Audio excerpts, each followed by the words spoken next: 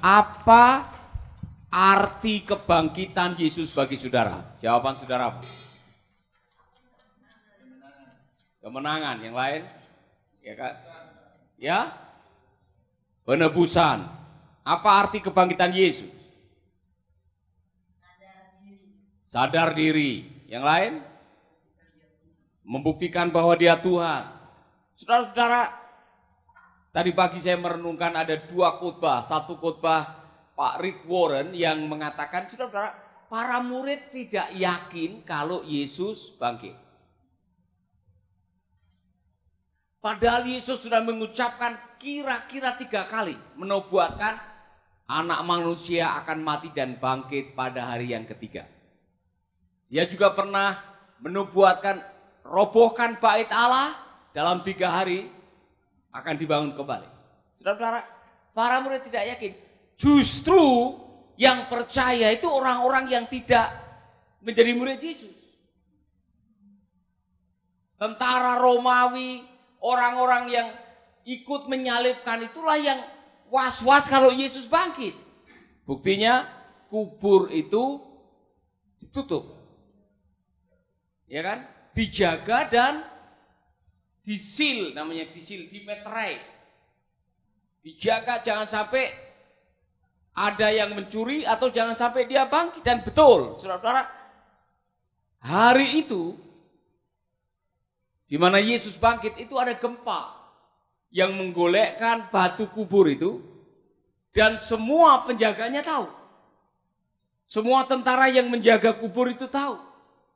Kemudian mereka yang disuap untuk mengatakan bahwa murid-muridnya yang mencurinya atau dia tidak bangkit atau pokoknya suruh menyangkali bahwa Yesus bangkit. Kenapa? Kenapa orang Farisi begitu concern, begitu takut dengan kebangkitan Yesus? Sampai-sampai harus menyuap para prajurit yang menjaga kubur Yesus. Karena nomor 1, ternyata kebangkitan Yesus itu memang dahsyat, saudara. Kalau saudara mengikuti apa yang tertulis di dalam kitab Efesus pasal 1 ayat 19 dan 20. Saudara baca baik-baik. Dan betapa hebat kuasanya bagi siapa? Bagi saya. Yang percaya. Bagi yang tidak percaya, tidak akan merasakan kehebatan kuasa kebangkitan Kristus. Mengapa? Sesuai dengan kekuatan kuasanya yang dikerjakannya di dalam Kristus dengan apa? Membangkitkan dia dari antara orang mati dan mendudukkan dia di sebelah kanannya di surga. Ayat yang lain mengatakan kuasa yang membangkitkan Kristus dari kematian, kuasa itu juga yang ada di dalam diri saudara. Maka Yesus mengatakan, roh yang ada di dalam kamu itu jauh lebih besar daripada roh yang ada di dalam dunia ini. Persoalan, mengapa para murid ketakutan kalau Yesus bangkit? Mengapa ada yang tidak menyadari bahwa dia bangkit padahal dia sedang berjalan bersama dengan dia? Mengapa ada yang menyangka dia sebagai hantu? Karena apa? Tidak percaya. Jadi bagi orang yang percaya akan mengalami kuasanya. Di belakang saya ini ada kabel colokan. Saudara tahu bahwa di kabel colokan itu ada arusnya? Bagaimana saudara tahu dan bisa merasakan kekuatan arus listrik itu? Ya kan? Saudara tahu bahwa kabel yang ada di belakang saya ini ada kekuatan arusnya? Saudara percaya? Karena saudara percaya, saudara nyolokin sesuatu. Iya kan? Karena saudara percaya, saudara pakai kulkas, saudara pakai pelurus rambut, saudara pakai hair dryer, saudara pakai juicer, saudara pakai kompor listrik, saudara pakai pemanas roti, pemanggang roti untuk mengalami atau untuk mendapatkan manfaat dari kuasa atau kekuatan listrik. Jadi kalau saudara bayar listrik tiap bulan, tapi tidak pernah dipakai, saudara rugi. Iya kan? Betul tidak, saudara? Saya bayar listrik tiap bulan, tapi jarang merasakan kuasa listriknya misalkan, saya rugi. Nah sekarang dikatakan di sini, saudara, betapa luar biasanya kuasa Yesus Kristus, kuasa kebangkitan itu. Ulangi lagi, saya mau mengajarkan ini karena ini penting sekali. Karena kalau saudara masih belum percaya Yesus bangkit, tidak ada gunanya saudara datang ke gereja. Kalau saudara tidak percaya Yesus bangkit, tidak ada gunanya saudara melayani Yesus. Kalau saya tidak percaya Yesus bangkit, tidak ada gunanya bangun pagi-pagi doa. Tidak ada gunanya. Kalau saudara doa pagi-pagi, doa malam, baca firman, tapi tetap tidak percaya bahwa Yesus bangkit, imanmu tidak ada gunanya. Jadi, saudara beli obat sesuai dengan resep dokter. Dokter bilang minum obat ini 3 kali selesai makan. Saudara percaya enggak apa kata dokter? Jadi kalau saudara percaya apa kata dokter, saudara beli obat kemudian minum. Tapi kalau saudara beli obat taruh di almari, tiap selesai makan saudara memandangi obat dan mengatakan terima kasih obat. Dokter bilang engkau menyembuhkan. Tapi saudara tidak pernah meminum obat itu, tidak menggunakan, tidak apply the power of the resurrection, saudara tidak mendapatkan apa-apa. Terbukti. Para murid yang pulang kampung ke Emmaus, para murid yang ketakutan, semua rumah jendelanya ditutup, pintu ditutup. Para murid yang menyangka Yesus sebagai hantu adalah orang-orang yang tidak percaya bahwa Yesus bangkit. Nah, mari kita akan lihat. Lalu apa manfaat keyakinan kita ketika kita percaya bahwa Yesus bangkit? Nomor 1. Ini luar biasa, saudara-saudara. Kabar baik buat Anda semua yang takut mati. Siapa yang takut mati, angkat tangan? Anda tidak akan mati selamanya karena 1 Korintus 6 ayat 14 mengatakan Allah yang membangkitkan Tuhan akan membangkitkan kita juga oleh kuasanya. Dengar baik-baik. Allah yang membangkitkan Tuhan akan membangkitkan kita juga oleh kuasanya. Jadi orang yang percaya kepada Yesus, saudara akan dibangkitkan dengan kuasa yang dipakai untuk membangkitkan Yesus. Sehingga tidak ada istilah kematian kekal. Tengok teman saudara dan mengatakan jangan takut mati. Anda akan dibangkitkan. Amin. Haleluya. Kabar baik. Di dalam tubuh kebangkitan, saudara-saudara, wajah saudara berbeda dengan tubuh sebelum kematian. Di surga tidak perlu pedicure, manicure. Di surga tidak perlu pakai glowing. Di surga tidak perlu mandi lulur. Wajah kita adalah wajah kemuliaan. Amin. Walaupun pada waktu di Taman Mumbul, waktu Anda dimasukkan, setelah 2 tahun wajahnya semua sama. Tengkorak semua sama. Setelah kita dibangkitkan, kita akan memiliki tubuh kebangkitan. Amin. Kitab Wahyu juga mengatakan banyak kitab yang lain mengatakan, Anda harus meyakini bahwa kebangkitan mengalahkan kuasa maut.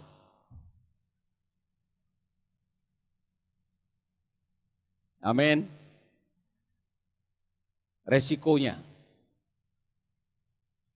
Bagaimana dengan orang-orang yang Anda cintai, yang masih belum percaya kepada Yesus? Karena keyakinan Anda bisa menjadi titik penentu perpisahan selama-lamanya. Orang tua, saudara, teman yang belum percaya kepada Yesus tidak akan mengalami kebangkitan.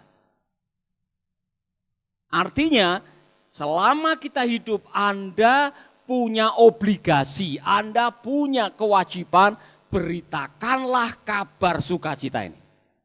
Kabar bahwa orang yang percaya kepada Yesus akan dibangkitkan. Dan cara supaya Anda dibangkitkan percaya, Anda harus percaya kepada Yesus. Yang kedua, Anda harus mati. Kecuali Yesus datang pada waktu saudara masih hidup. Jadi kematian sudah kehilangan sengatnya. Maut sudah tidak ada kuasanya. Karena di dalam Kristus ada kebangkitan. Amin. Haleluya. Jadi jangan takut mati. Mau mati di mana saja, mati dengan cara apa saja, tetap kita yang percaya kepada Yesus akan dibangkitkan.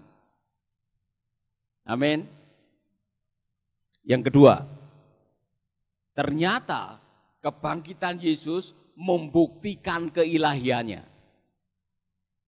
Karena dia pernah mengatakan, akulah kebangkitan dan hidup. Kasih tahu saya, adakah di buku-buku atau di pelajaran-pelajaran agama, orang yang pernah mati, kemudian bangkit dan tidak mati lagi? Kasih tahu kalau ada, selain Yesus. Lazarus, dia mati, bangkit, mati lagi. Ya kan? Anak Jairus, mati, bangkit, mati lagi. Siapa lagi yang pernah mati dan bangkit? Setahu saya, hampir semua manusia mati dan kalau tidak percaya kepada Yesus tidak akan mengalami kebangkitan. Saudara-saudara, ini kabar yang luar biasa. Jadi apa yang diucapkan oleh Yesus itu benar dan itu meneguhkan bahwa Yesus memang benar-benar berasal dari sana. Dan misinya datang ke dalam dunia hanya satu, untuk menyelamatkan Anda. Setelah itu ia kembali ke sana, maka dia mengatakan, aku pergi ke rumah Bapa untuk menyediakan tempat bagimu. Dan di mana aku berada, di situ kamu berada. Maka waktu Yesus mengatakan, I am the way, the truth, the life. Itu membuktikan bahwa dia bukan dari bawah, dia bukan dari dunia. Dia berasal dari surga. Maka berbahagialah yang percaya pada ucapannya. Dulu saya mendengar mengapa ada orang yang mati sekarat. Takut karena harus melewati jembatan Ugalagil. Sirotol Mustaqim. Ya kan? Jembatan yang menakutkan. Lorong yang gelap. Kalau saudara tidak punya penuntun, di situ banyak yang tidak bisa. Makanya ada orang-orang yang tidak percaya Yesus matinya ketakutan. Karena harus lewat lorong yang gelap. Saudara yang percaya kepada Yesus tidak perlu takut. Karena Anda tahu kebenaran. Anda tahu jalannya. Dan ada yang menuntun jalannya. Saya mau mengatakan ini benar sekali. Dan ini luar biasa. Yesus mengatakan, aku adalah apa? Jalan, kemudian kebenaran, kemudian dia bukan petunjuk jalan. Dia bukan guide. Dia adalah jalannya. Sehingga ada kalimat, tidak ada seorang yang sampai ke rumah Bapa kalau tidak melalui aku. Saudara mungkin pernah mendengar kalimat, oh iya Bapak, tapi kan soal surga itu seperti ada banyak jalan menuju Roma. Ya, ada banyak jalan menuju ke Ubud. Tapi hanya ada satu jalan menuju ke rumah Bapa. Menurut Alkitab, hanya melalui Yesus. Konsekuensi. Bagaimana dengan saudara-saudara kita yang belum tahu? Mumpung kita masih hidup, sampaikanlah kabar baik ini kepada mereka. Untuk itulah Anda dipanggil. Untuk itulah Yesus mengatakan, kamu adalah saksi dari semuanya ini. Maka pergi. Pergi untuk apa? Kasih tahu yang lain. Jadi saya menyarankan Ibu Devi, anak SPPT ini tiap Jumat harus keluar. Ngasih tahu teman-teman, ngasih tahu orang-orang, beritakan kabar baik. Karena untuk itulah tujuan kita dalam hidup kita ini, tujuan kita ini apa? Tujuan akhir kita ini melayani Yesus dengan memberitakan kabar baik kepada mereka yang belum tahu. Amin. Kalau tiap hari ngumpul-ngumpul, di surga kita akan ngumpul-ngumpul. Iya kan? Saudara-saudara, kita dipanggil untuk memberitakan kabar baik. Yesus yang mengatakan kamu adalah saksi dari semuanya ini. I am the truth. Akulah kebenaran. I am the life. Akulah kehidupan. Maka pada waktu dikatakan akulah kebangkitan dan hidup, dia sedang meneguhkan. Dan itu benar-benar membuktikan bahwa dia benar dan ucapannya benar dan dia memang Tuhan. Maka menurut banyak penafsir, saudara-saudara, Yesus mulai disebut Tuhan, kurios, itu waktu dia bangkit.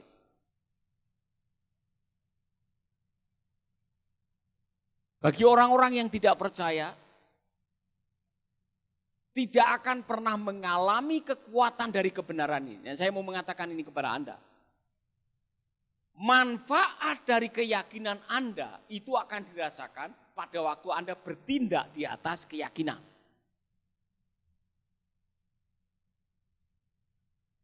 Orang yang paling mengalami kehidupan yang drastis adalah Kleopas. Selama perjalanan 12 kilo, ditanya oleh Yesus, kalian mempercakapkan apa? Atau apa yang kalian percakapkan? Ya seperti, oh kamu tidak tahu ya apa yang baru terjadi. Dia tidak tahu kalau itu Yesus. 12 kilo itu 1 jam lebih. Nah saya mau tanya kepada saudara-saudara, kalau saudara ikut Pak Paulus 3 tahun, bisa enggak mengenali suara Pak Paulus? Walaupun remang-remang. Tadi pagi ada yang bisa mengenali suara Pak Paulus? Bisa mengenali, iya kan? Saudara, walaupun saudara tidak lihat suaranya, saudara bisa mengenali suaranya. Kleopas, dia tidak tahu kalau itu Yesus. Wajahnya muram dan matanya ada selaput yang menutupinya. Sepanjang jalan, Yesus menceritakan mengenai apa yang akan terjadi dan akan dialami oleh anak manusia. Kemudian pada waktu dia mampir di rumahnya, makan, baru Kleopas ingat, waduh, ini Yesus. Malam itu juga dia lari ke Yerusalem, memberitahukan kepada murid-murid yang lain bahwa Yesus sudah bangkit. Kenapa dia lari? Dia mengalami, dia melihat hatinya berapi-api, kata kitab suci. Ternyata itu Yesus. Yesus menyadarkan dia. Bagaimana dengan para murid?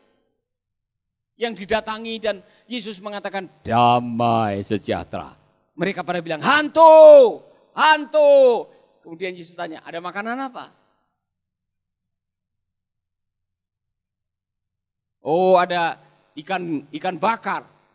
Waktu Yesus makan, Yesus mengucapkan kembali kebenaran akan kebangkitannya. Kemudian ada kalimat, maka terbukalah pikiran mereka. Saudara-saudara, Yang membuat Anda bisa merasakan kuasa Yesus karena terbukalah pikiran Anda akan kebenaran. Selama Anda hanya menghafalkan, selama Anda hanya mendengarkan, selama Anda mempelajari, tapi pikiranmu tidak memahami, tidak ada gunanya. Amin.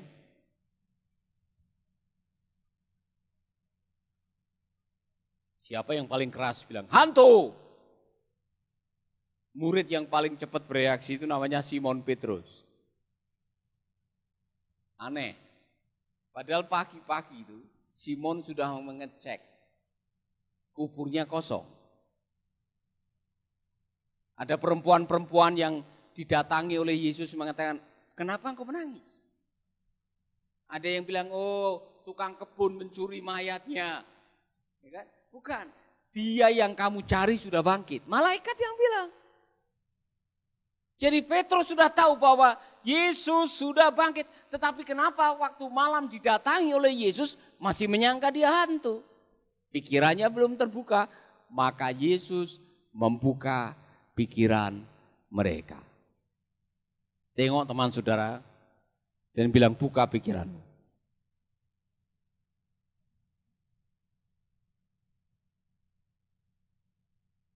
Bukan hanya buka telingamu, buka pikiranmu.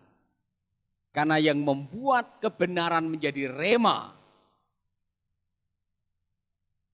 adalah Roh Kudus yang menuntun engkau pada kebenaran.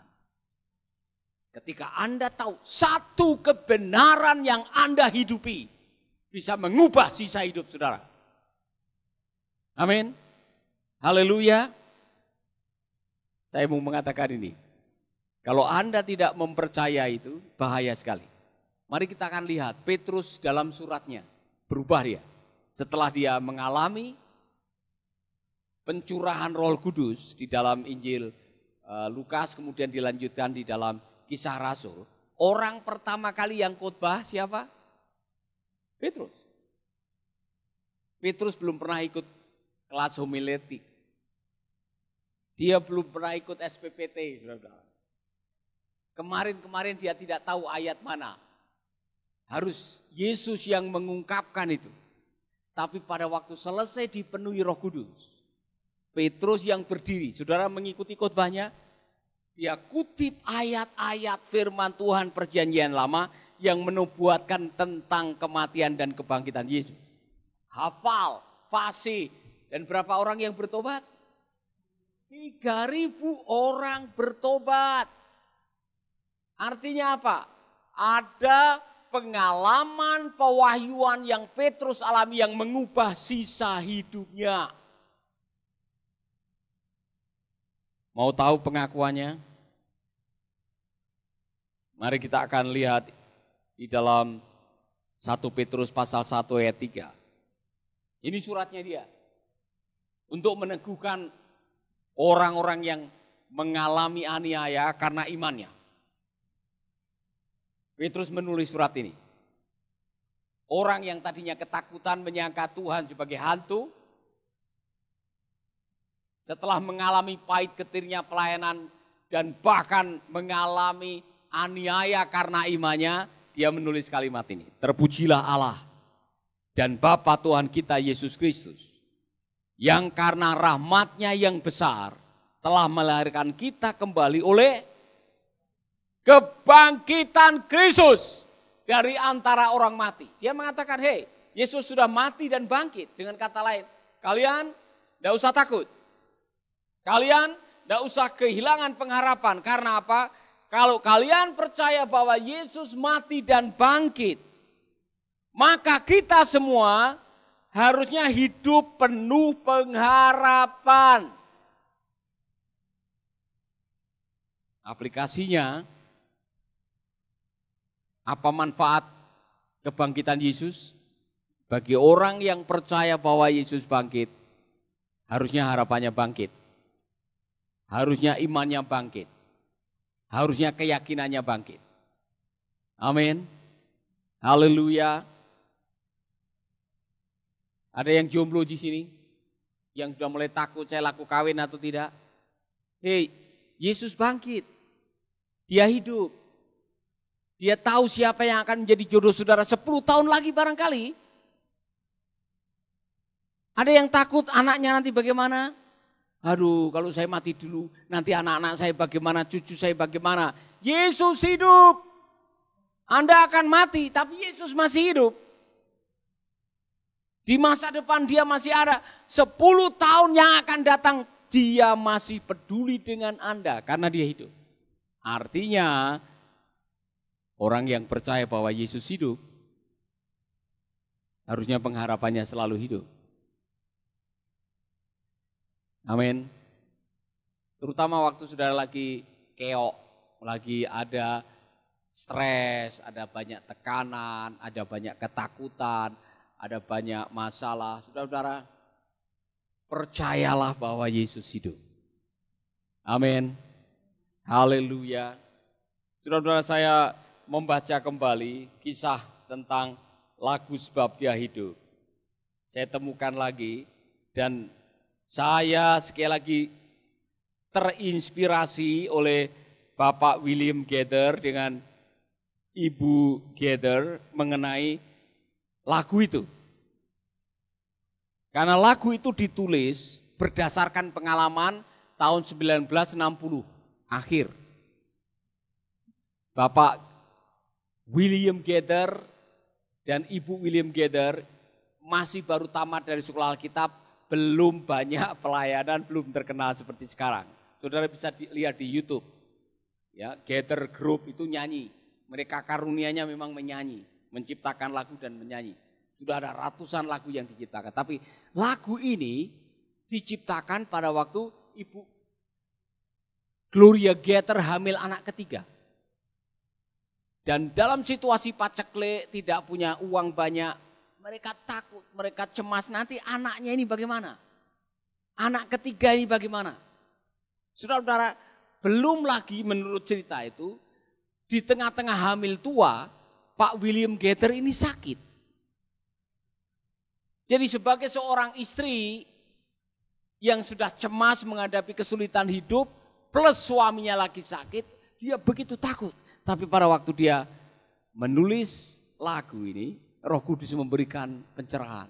Anak Allah, Yesus namanya. Menyembuhkan, menyucikan. Ada kata menyembuhkan karena dia rindu suaminya disembuhkan.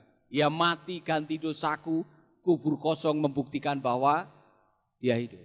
Kemudian sebab dia hidup, ada hari esok. Semua bilang ada hari esok.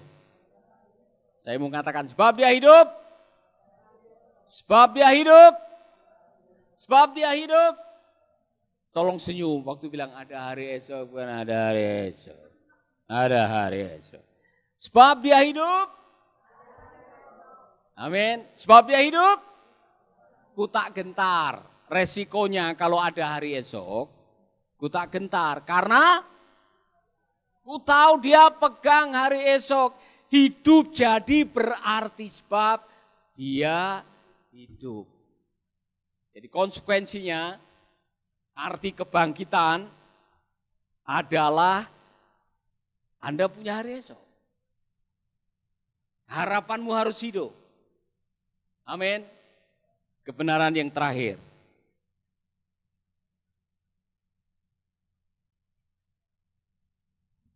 Saudara-saudara, ada sebuah kisah yang menarik, yaitu ketika Yesus mengatakan bahwa dia akan pergi. Kemudian dia memerintahkan kamu harus tunggu di Yerusalem sampai kamu dipenuhi dengan yang kuasa dari yang Maha Tinggi.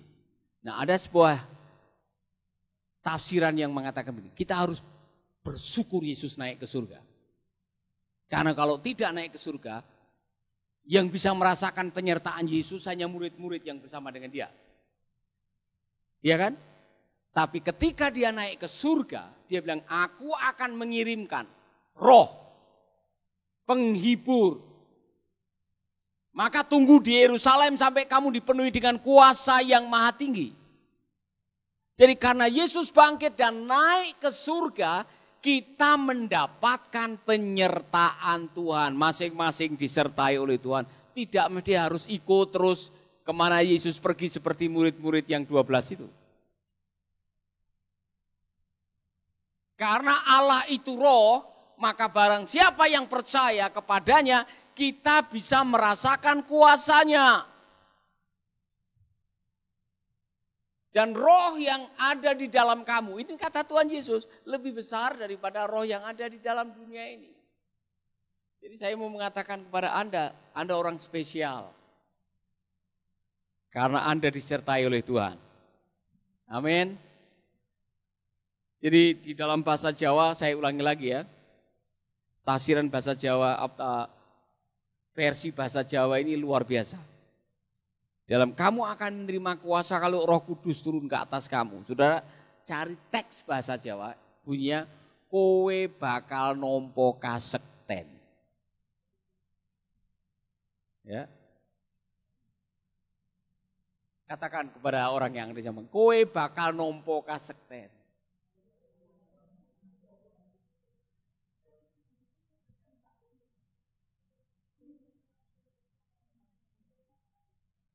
Kamu akan menerima kuasa atau kesaktian, kekuatan kalau Roh Kudus turun ke atas kamu.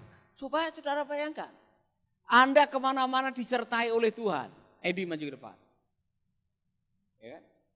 Kalau roh Yesus ada di dalam diri kamu, kemana kamu pergi, kamu tidak sendiri. Iya kan? Barangkali ada yang mau tantang kamu. Edi mau kemana? Edi tidak usah takut. Ya kan? Ada Roh Kudus. Ya kan? Ada orang yang memalak kamu bilang, tunggu sebentar kawan. Ya kan? Ya. Yang kamu butuhkan bukan uang, kamu perlu Yesus. Doakan orang itu, ya kan? Ada orang yang mau menyantet Edi. Ada kekuatan yang lebih besar dari Edi yang ada di belakangnya Edi. Ya kan? Harusnya Edi tidak takut. Ada Edi di perempatan ketemu dengan orang kerasukan, gimana? Ya berdoa. Ya kan? Karena ada kekuatan yang ada di belakangnya dia. Amin. Jadi kalau kamu jalan di kuburan bagaimana? Sekarang tidak takut. Karena kowe bakal nompo kasekten. Orang mau mencelakakan dia dengan kekuatan gaib, dengan kekuatan santet. Dia tidak perlu takut karena roh itu menyertai dia. Dan roh yang ada di dalam dia lebih besar daripada roh yang ada di dalam dunia ini. Persoalannya percaya atau tidak. Karena hebatnya kuasa itu baru dirasakan bagi orang yang percaya. Tepuk tangan buat Edi yang percaya. Kalau Anda tidak percaya walaupun seminggu 7 kali datang ke gereja, waktu lewat kuburan lama-lama lari. Karena ketakutan, karena tidak percaya bahwa di dalam diri saudara ada kekuatan kuasa lain. Saya mau menantang saudara semuanya. Kalau Anda masih takut iblis, takut santet, takut guna-guna, takut leak, takut yang lain. Saudara belum yakin, saudara belum percaya bahwa roh Yesus ada di dalam diri saudara. Amin. Yang buat iblis takut itu karena ada Yesus. Amin. Yesus saya tahu, Paulus saya tahu, tapi kamu siapa? Artinya apa? Keyakinan Anda bahwa Allah menyertai kita, membuat hidup kita penuh dengan kuasa. Makanya Yesus bilang, sembuhkan orang sakit. Bebaskan yang terbelenggu. Kasih kekuatan mereka. Ada roh Allah di dalam diri Anda. Amin. Wow. Petrus si penakut, si pengkhianat itu, pernah ketemu dengan orang yang lumpuh di pintu gerbang indah. Ketemu orang yang hidupnya tidak indah.